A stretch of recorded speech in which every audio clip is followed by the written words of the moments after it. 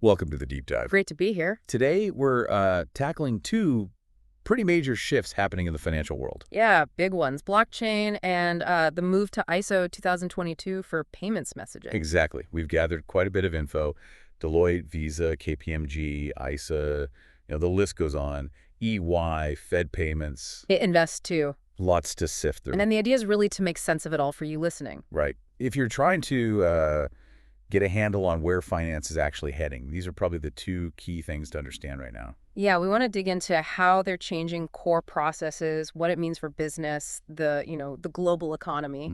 So our mission really is just to pull out the most critical insights, look past the blockchain hype. There's certainly been a lot of that. And see what the real potential is and get a clear view on this huge ISO 2022 transition. Yeah, what are the opportunities? What are the sort of practical realities? Okay, let's unpack blockchain first then.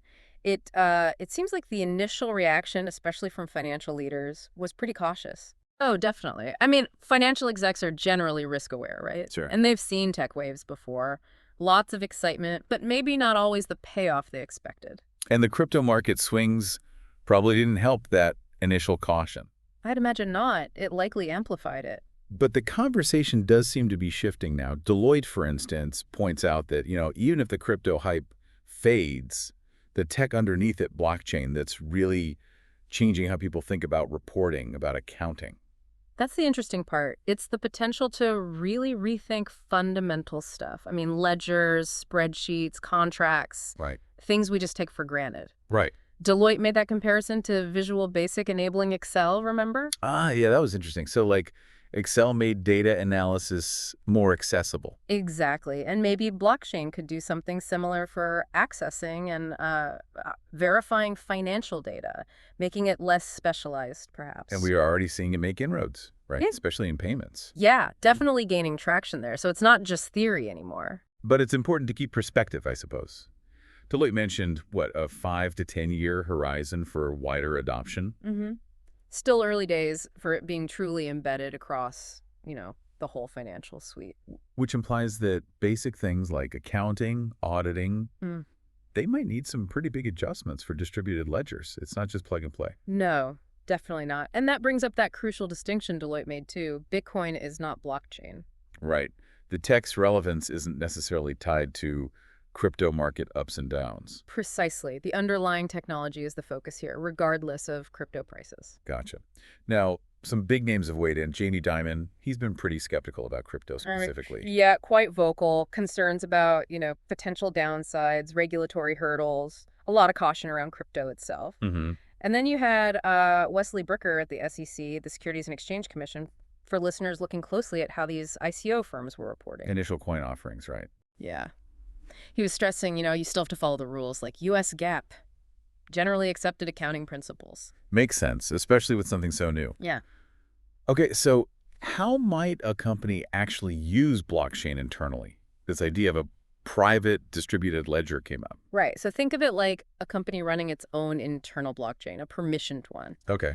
So externally, stakeholders still get the standard reports they're used to, but internally, executives could potentially have this super detailed real-time view of everything. And theoretically, could that actually tackle things like earnings management, the end of quarter pressure? Well, that's the theory. If every transaction is logged and validated in real time. There's no real end of quarter scramble to make things look a certain way. Potentially, yeah. Yeah. Harvey at Deloitte mentioned that Duke survey, remember, where 78% of CFOs admitted doing things that actually hurt value just to meet quarterly expectations. Wow, 78%. Yeah. Real-time ledgers could, in theory, remove that incentive. And John Raphael, also from Deloitte, he really pushed the potential, didn't he? Comparing blockchain's impact to the internet's impact on information. That's a big statement. It's a huge comparison, yeah. But it shows how fundamental a shift he sees coming in how we record transactions, exchange value. He seemed pretty optimistic about seeing applications scale up, soon, like next couple of years. So companies aren't just watching anymore. They're actively thinking, okay, how does this affect our processes, our controls? What are the new risks, security, access? Exactly. And near term, Deloitte suggested focusing on specific transaction types. Like derivatives on a blockchain. Or digitizing physical documents, like titles or deeds. Those seem like the more immediate possibilities. And looking out, say, 10 years, what did Raphael see as the real-world uses then? Still transaction-focused, but also digitizing ownership more broadly. So yeah, complex derivatives, but also things like property deeds, car titles, even managing music royalties through smart contracts. Smart contracts, Yeah. like self-executing digital agreements. Yeah, basically. If condition X is met, then action Y happens automatically, like paying an artist automatically when their song streams. Got it. But adopting this isn't easy. Deloitte mentioned switching costs. More than just IT, right? Oh, yeah. Time, money, effort to actually integrate it properly. And Dalal highlighted a big hurdle, proving the ROI, the return on investment. Right, because you need new skills, maybe, and the network isn't valuable until lots of people are on it. Exactly, that chicken and egg problem. Hard to show value early on. Interestingly, Coyne had a slightly different take. He seemed to suggest that, maybe for financial reporting specifically, blockchain isn't quite the revolution some are making it out to be. Yeah, that was a good counterpoint, cautioning against thinking it just automatically changes fundamental accounting. It's more nuanced. But the standard setters are looking at it. Yeah. FASB, the Financial Accounting Standards Board in the U.S., they're considering a project on accounting for digital currencies. Right. So the accounting world is definitely paying attention. It has to. Okay, so that's a pretty good picture of the blockchain landscape in finance. Let's switch gears now to ISO 2022.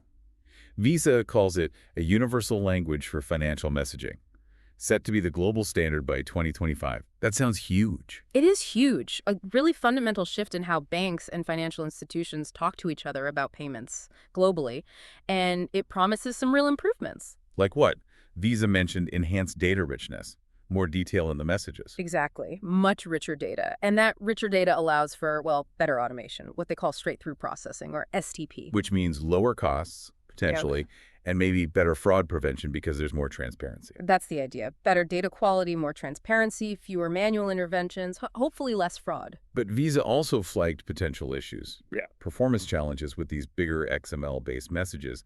Infrastructure might struggle. Yeah, that's a real consideration. XML is detailed, but it can mean bigger messages, more bandwidth needed, more processing power. Okay. And then there's the whole balancing act between transparency and, all the different global privacy and data protection laws. That gets complicated. And the card payment world sounds especially complex.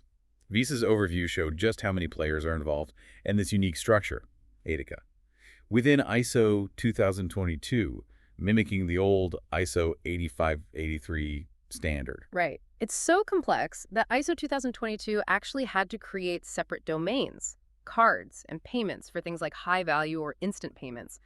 They recognize they have pretty different needs and use cases. And all this is happening while customer expectations are changing too, right?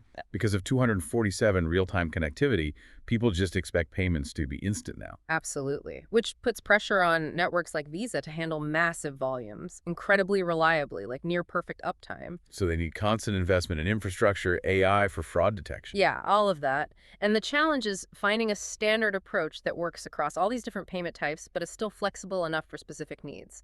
It's a tricky balance. So how's the actual migration going? Have there been bumps in the road? Delays? Yeah, it hasn't been entirely smooth sailing. Finextra reported on delays with SWIFT's timelines, for example. SWIFT being the big international payments network. Right. And reports last year suggested, maybe only a fairly small percentage of messages had actually moved over to the new standard at that point. So progress, but maybe slower than hoped in some areas. But there are real benefits for those making the switch. Yeah. Citi mentioned better SDP for corporate treasurers, less manual fixing of payments. Definitely. Reduces those manual repairs. And Standard Chartered is using the richer data fields in ISO 2022 to enhance their CAM-MT reporting. That's the detailed cash management statements banks send clients. Interesting connection to the Web3 Foundation, involved in decentralized tech, is apparently looking at ISO 2022 and even the older ISO 8583. Maybe offering grants. Yeah, that suggests even the newer tech spaces see the value in these established standards, which is quite interesting. It bridges worlds, maybe? And ISA, the International Securities Services Association, they put out a report specifically on ISO 2022 migration in the securities market. Lots of good points there. Okay, what did ISA highlight as key for success in securities? Well, first, you absolutely need strong buy-in from everyone in the market. That means a really solid business case, showing the benefits, and lots of consultation. Makes sense. Also, just the logistics of retiring the old standards like ISO 15022, that's a big challenge. Plus, you've got global cross-border issues to navigate.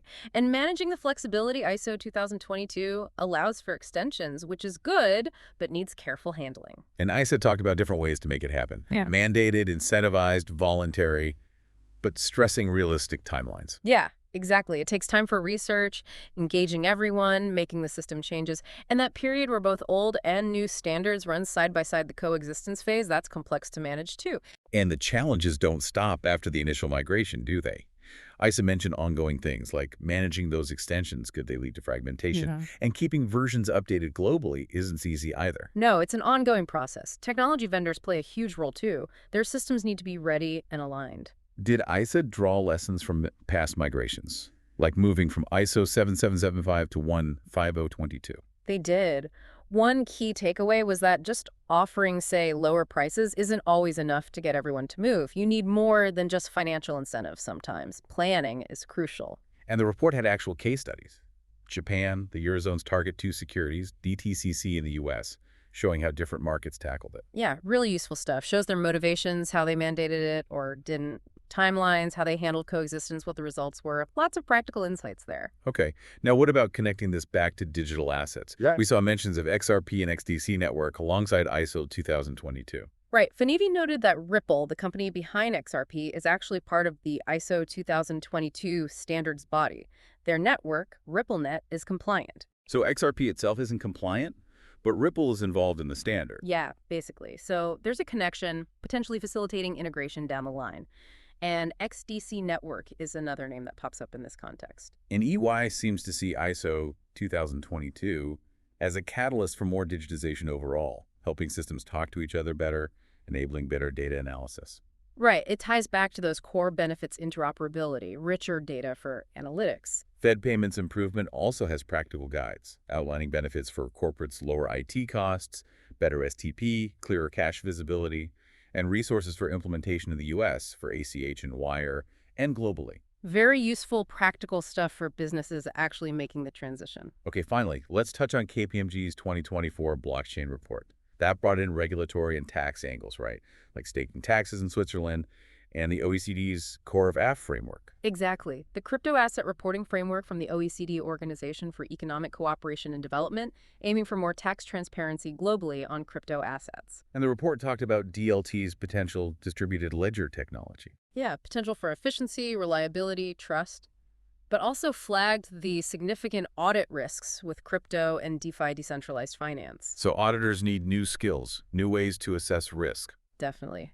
And the report also mentions specific risks in crypto payments, regulatory, AML, anti-money laundering, settlement risks, and DeFi risks like smart contract bugs, protocol issues, liquidity, compliance. But DLT is also pushing audit practices to innovate. Seems so. And Switzerland's approach was highlighted too, trying to stay competitive in crypto, how their regulator FINMA handles crypto exposures, the tax side of staking. Right. It's all evolving fast. Okay, so let's try and wrap this up. Bringing it all together, it feels like blockchain's potential to really change finance is, well, it's there, but still pretty early days. And getting there means adapting a lot of existing structures.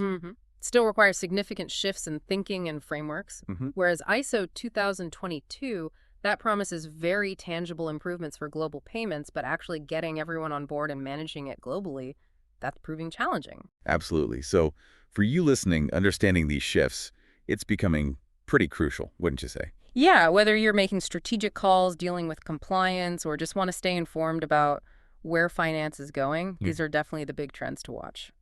And maybe a final thought to leave you with. As blockchain and ISO 2022 keep developing, keep getting adopted, how does the whole financial system find that balance, between standardizing things for efficiency and needing the flexibility for different markets, different needs around the world? Exactly. Where does that balance land?